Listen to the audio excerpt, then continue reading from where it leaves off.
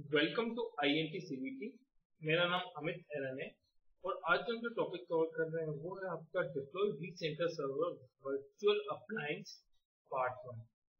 ठीक है, जैसा कि आप अभी तक हम लोग जो करते हैं vCenter सर्वर कैसे इंस्टॉल करते हैं। ठीक है, हम क्या लेते हैं, एक फिजिकल हार्डवेयर या फिर वर्चुअल हार्डवेयर लेते हैं, उसके ऊपर क्या डालते हैं, विंडोज ओएस डालते हैं। ठीक है, और उसके ऊपर क्या डालते हैं, अपना vCenter सर्वर रन करते हैं। ठीक है, अब इस अप्रोच के साथ क्या प्रॉब्लम है, इस अप्रोच के साथ ये प्रॉब्लम ये है कि आपको क्या करना पड़ेगा, विंडोज का क्या करना पड़ेगा, इसके अंदर लाइसेंस क्या करना पड़ेगा, परचेज करना पड़ेगा। ठीक है, मतलब कि आपकी डिपेंडेंसी अभी भी काय के ऊपर है, विंडोज ओएस के ऊपर है।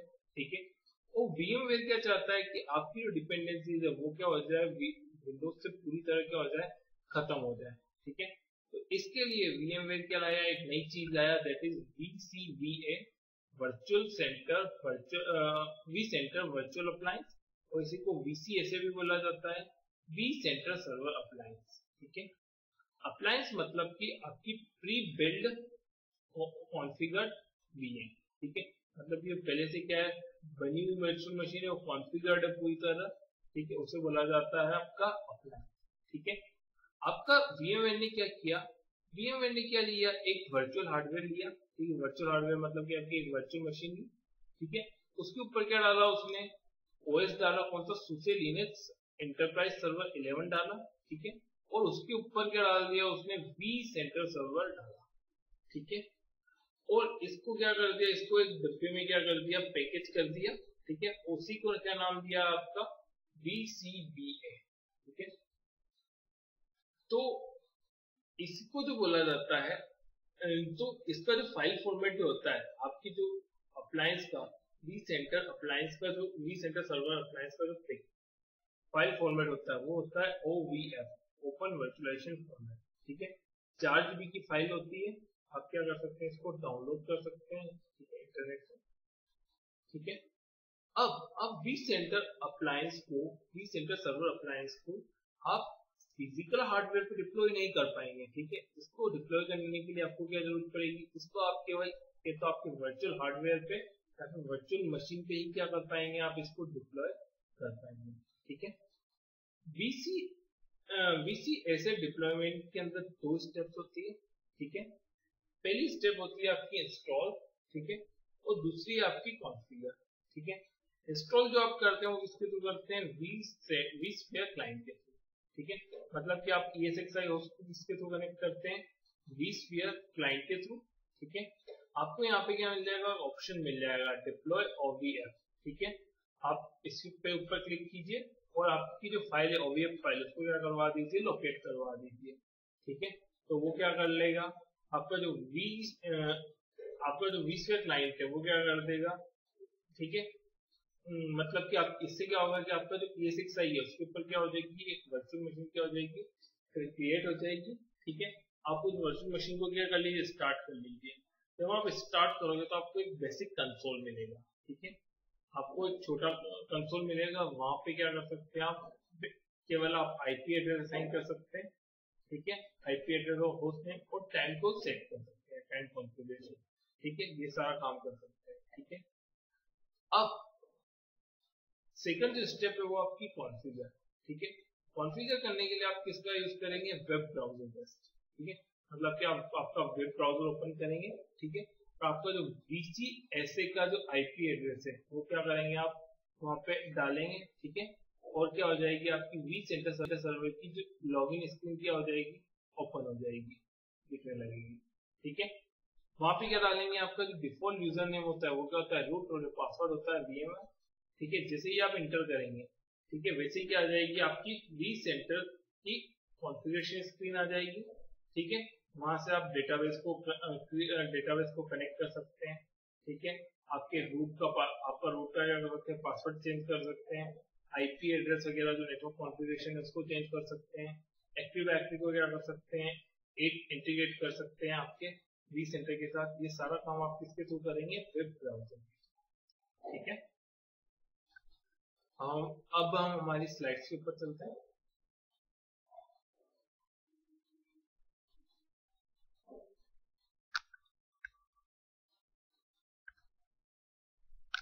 what is vCenter server appliance? क्या होता है? It is also called VCSA, that is stand for vCenter server appliance. ठीक है? It is new option for deploying vCenter server with vSpec 5. ठीक है? ये क्या है? VCSA क्या एक नया ऑप्शन आया है, नया तरीका आया है. ठीक है? जिसके थ्रू क्या कर सकते हैं आप आपके vSphere 5 के साथ क्या कर सकते हैं? vCenter सर्वर क्या कर सकते हैं? डिप्लॉय कर सकते हैं. ठीक है? It is Linux based virtual machine and that is optimized for running vCenter server. आपकी जो VCSA है वो क्या है? Linux based virtual machine है. ठीक है? और उसको किस लिए ऑप्टिमाइज किया गया है? उसको vCenter रन करने के लिए क्या किया गया है? ऑप्टिमाइज किया गया है. ठीक है? इसके अंदर पहले से क्या है? आपका SUSE Linux क्या है? इंस्टॉल्ड है. ठीक है? और उसके ऊपर क्या इंस्टॉल किया हुआ है? आपका उसके ऊपर आपका Linux कंपेटिबल vCenter सर्वर क्या हुआ है? इंस्टॉल किया हुआ है. ठीक है? No knowledge of Linux is required.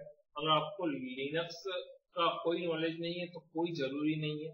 ठीक है? कोई आवश्यकता नहीं है कि आपको Linux का नॉलेज हो. ठीक है? No installation has to be perform. आपको न तो आपके OS का इंस्टॉलेशन परफॉर्म करना है. ठीक है? विंडोज का, और न तो लिनक्स, मतलब कि आपको न तो लिनक्स का और ना विंडोज का OS इंस्टॉल करना है. ठीक है? और ना ही आपको vCenter सर्वर को क्या करना है? इंस्टॉल करना है. ठीक है? There is no additional cost to using this method. ठीक है? अगर आप ये मेथड यूज करते हैं, ठीक है, अगर आप VCSA यूज करते हैं, ठीक है, तो ये क्या करेगी? आपका पैसा बच जाएगा. कैसे? क्योंकि आपको अलग से विंडोज का लाइसेंस परचेज नहीं करना पड़ेगा.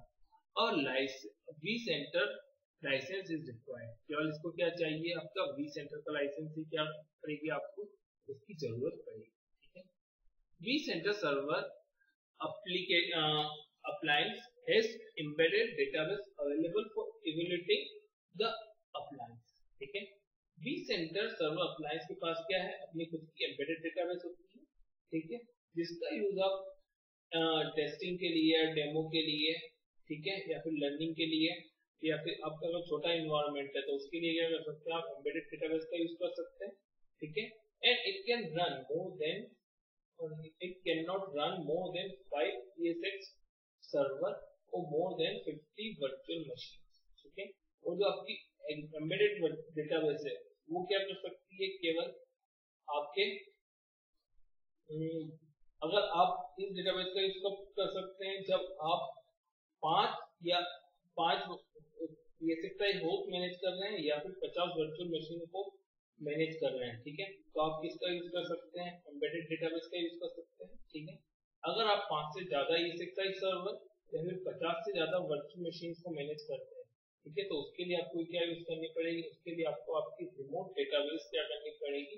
यूज करनी पड़ेगी, जो कि आपकी Oracle, SQL और IBM होती है. ठीक है? IBM DB2. Support for external Oracle and IBM DB2 database when running in enterprise. ठीक है? जो आपका VCSA वो कौन सी रिमोट डेटाबेस को सपोर्ट करता है? Oracle और IBM DB2 डेटाबेस को क्या करता है? सपोर्ट करता है. Don't support SQL as an external database. ठीक है? आपका जो VCSA वो SQL को सपोर्ट नहीं करता है. ठीक है? आपके एक्सटर्नल डेटाबेस के लिए, मतलब कि आपके रिमोट डेटाबेस के लिए आप SQL यूज नहीं कर सकते हैं. ठीक है? आपको क्या यूज करनी पड़ेगी? कि Oracle या फिर IBM DB2 को क्या करना पड़ेगा? यूज करना पड़ेगा. ठीक है? vCenter server link mode doesn't work. ठीक है? एक और चीज कि VCSA के अंदर आपका लिंक मोड वर्क नहीं करेगा. ठीक है? vCenter server heartbeat doesn't work.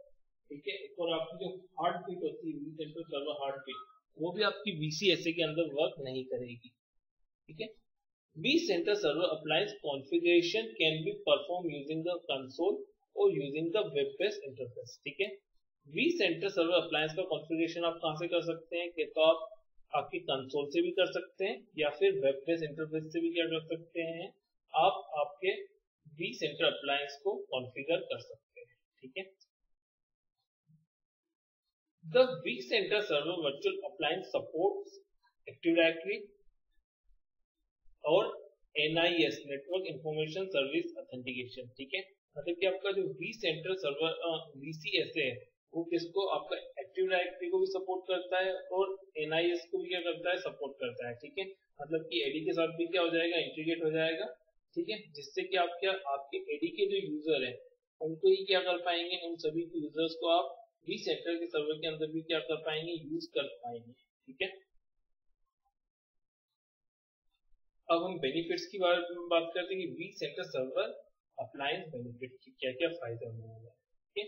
The benefits of using the vCenter server appliance including the following: simplified deployment and configuration।